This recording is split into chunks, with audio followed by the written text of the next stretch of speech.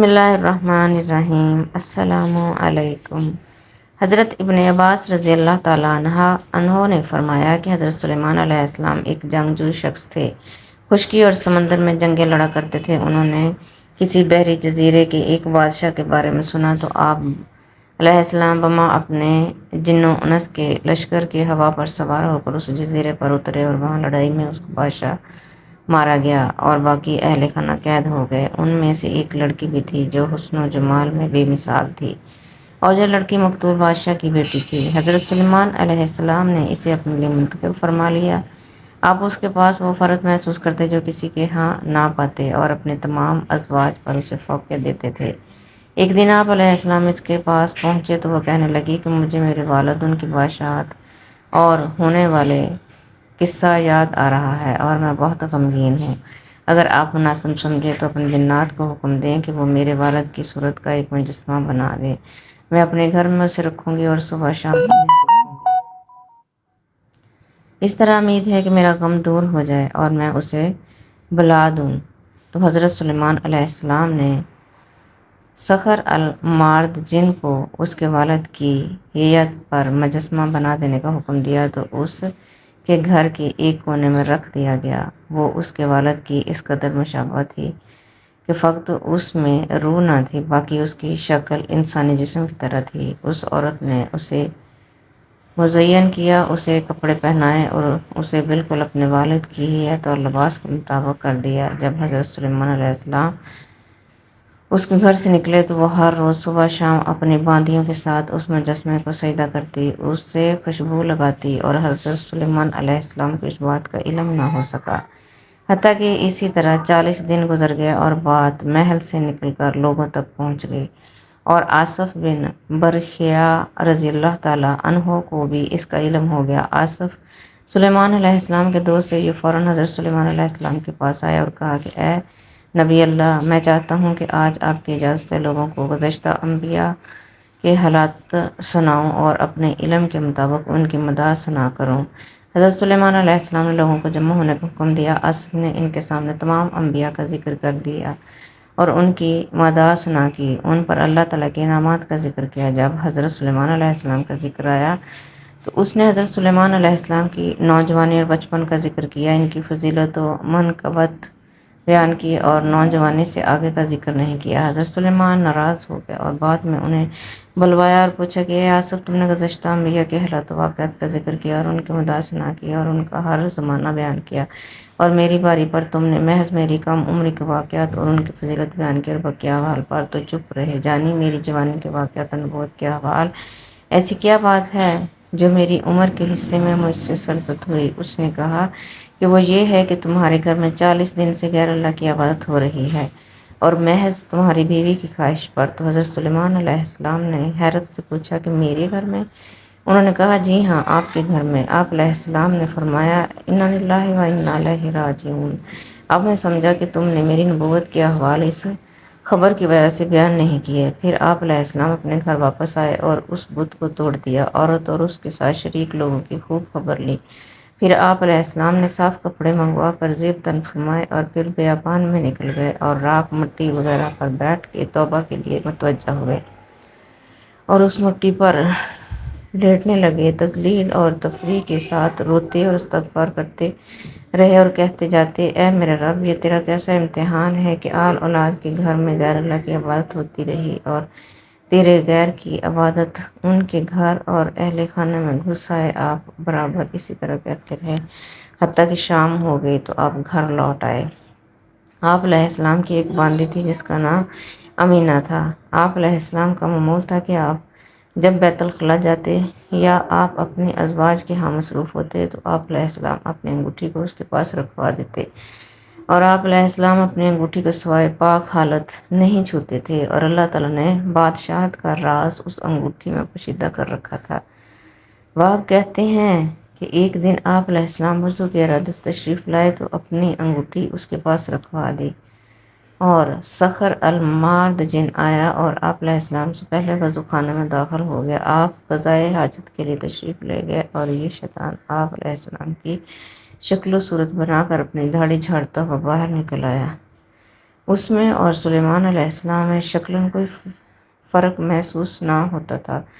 اس نے کہا امینہ میری انگوٹھی لاؤ۔ اس نے حضرت سلیمان سمجھ کر ان کی انگوٹھی اسے دے دی۔ وہ انگوٹھی لے کر آپ کے تخت پر جا بیٹھا اور ان کے تابع ہو گئے۔ پھر حضرت سلیمان علیہ السلام اپنے حیا سے فارغ ہو کر باہر نکلے اور آپ علیہ السلام نے کہا امینہ میری انگوٹھی لاؤ۔ اس نے کہا آپ کون؟ آپ علیہ السلام نے فرمایا میں سلیمان بن داؤد ہوں۔ اس وقت آپ کی حالت بدلی ہوئی اور رونق غائب تھی۔ امینہ بولی تم جھوٹ بولتے ہو، سلیمان اپنی انگوٹھی لے چکے اور اپنے تخت پر بیٹھے ہوئے ہیں۔ حضرت سلیمان علیہ السلام سمجھ گئے کہ وہ اپنی انگوٹھی کی پکڑ میں آ گئے ہیں، غلطی کی پکڑ میں آ گئے ہیں۔ حسن کہتے ہیں کہ حضرت سلیمان علیہ السلام اپنی جان کے خوف سے وہاں سے نکل پڑے، بغیر جوتی اور ٹوپی کے، صرف کرتا اور تہبند پہنا ہوا تھا۔ آپ راستے پر بنے ایک گھر کے پاس سے گزرے۔ اس وقت بھوک، پیاس اور گرمی نے آپ کا برا حال کر رکھا تھا۔ آپ نے اس گھر کا دروازہ کھٹکھٹایا۔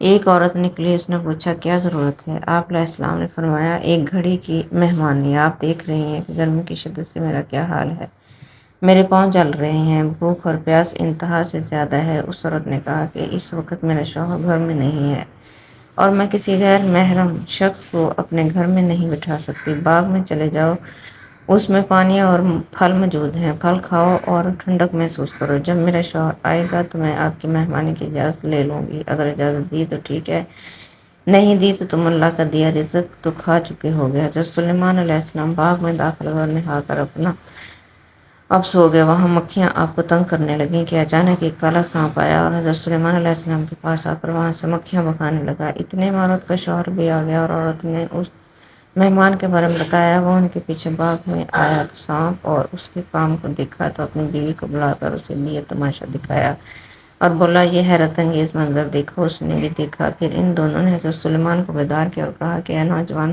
یہ ہمارا گھر ہے اور ہمیں کوئی تنگی نہیں ہے کہ تجھ سے عاجز ہو جائیں، اور یہ میری بیٹی ہے، میں نے اس کا نکاح تجھ سے کر دیا ہے۔ یہ لڑکی اپنے زمانے کی خوبصورت ترین عورتوں میں سے تھی۔ آپ علیہ السلام نے اس سے شادی کر لی، ان کے ہاں 3 دن قیام کیا اور پھر انہیں فرمایا کہ میں معیشت کی طلب میں جانا چاہتا ہوں تاکہ اپنے اور اپنی بیوی کے لیے کچھ کما سکوں۔ یہ کہہ کر آپ علیہ السلام شکاریوں کے پاس تشریف لے گئے اور ان سے کہا کہ کیا تمہیں کسی مددگار کی ضرورت ہے جس کی محنت میں تھوڑا بہت حصہ دے دیا کریں؟ تو انہوں نے کہا کہ آج کل ہمارا شکار بند ہے اور کوئی بچت نہیں ہے جو تمہیں دے سکیں۔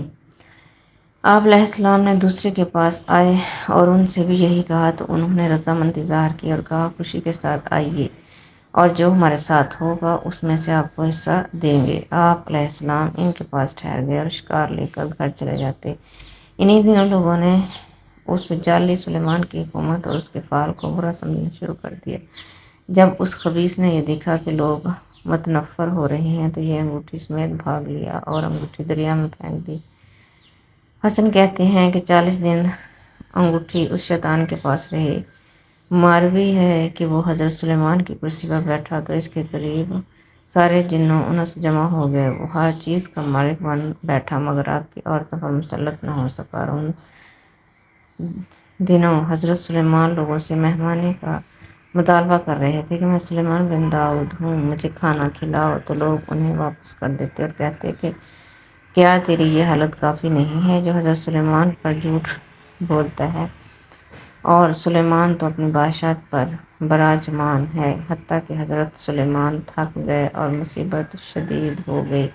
اسی حالت میں 40 دن گزر گئے تو آصف نے کہا کہ اے بنی اسرائیل کی قوم، کیا تم داؤد کے بیٹے کے لیے سیدھے کام دیکھتے ہو جو کچھ میں دیکھ رہا ہوں؟ لوگوں نے کہا ہاں۔ تو آصف اس شیطان کے پیچھے لگ گئے تو وہ وہاں سے بھاگ کھڑا ہوا اور انگوٹھی دریا میں پھینک دی۔ ایک بام مچھلی نے اسے نگل لیا اور انگوٹھی کی روشنی سے اس کا پیٹ روشن ہو گیا اور وہ پانی کے بہاؤ پر چل پڑی اور ان مچھیرے شکاریوں کے جال میں داخل ہو گئی جن کے ساتھ حضرت سلیمان علیہ السلام تھے۔ جب شام کو مچھلیوں کی تقسیم ہوئی تو یہ بام مچھلی بھی نکل آئی تو مچھیروں نے یہ مچھلی حضرت سلیمان علیہ السلام کے حصے میں ڈال دی۔